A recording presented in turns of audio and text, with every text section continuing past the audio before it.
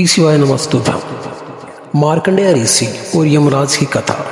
प्राचीन काल में एक ब्राह्मण दंपत्ति मृकुंडु और उनकी पत्नी मरुदमती रहते थे।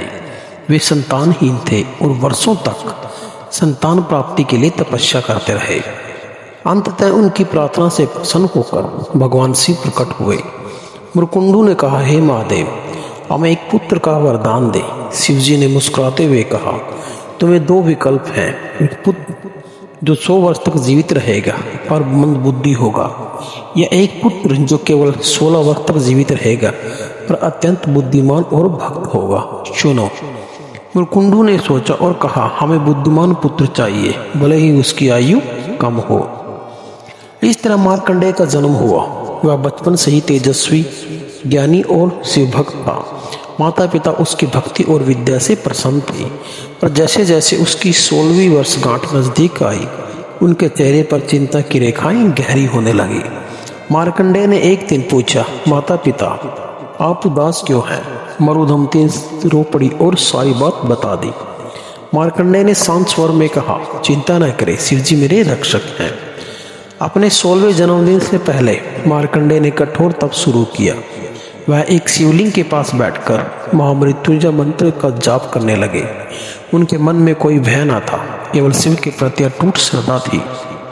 नियत समय पर यमराज स्वयं मार्कंडेय को लेने आए। काले भैंसे पर सवार, पास हाथ में लिए यमराज ने गर्जना की, और मार्कंडेय, तुम्हारी आयु समाप्त हुई, मेरे साथ चलो।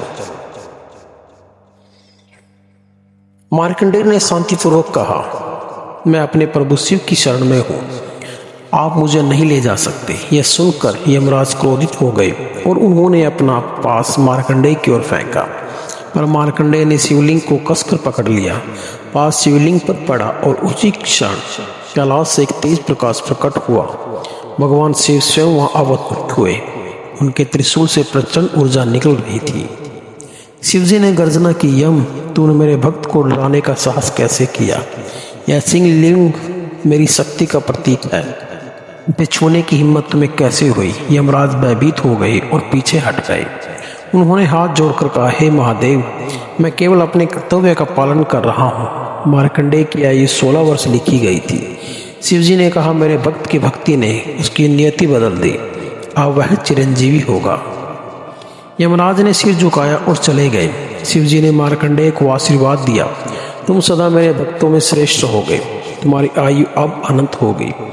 मार्कंडेय ने शिवजी के चरणों में प्रणाम किया और कहा, प्रभु, आपकी कृपा से मैं मृत्यु पर विजय पा सका। इस घटना के बाद मार्कंडेय चिरंजीवी हो गए।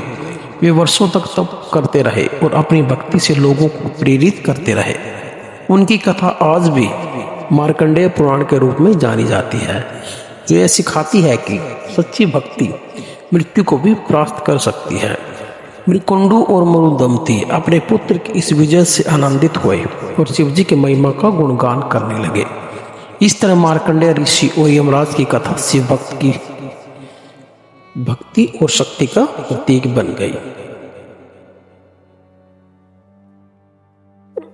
तो जानकारी कैसी लगी दोस्तों? प्लीज मेरे चैनल को लाइक, शेयर और सब्सक्राइब जरूर कीजिए और बेल के आइकन को जरूर प्रेस कीजिए, ताकि आने वाली मेरी नई वीडियो का नोटिफिकेशन आप सबसे पहले पहुंच सके।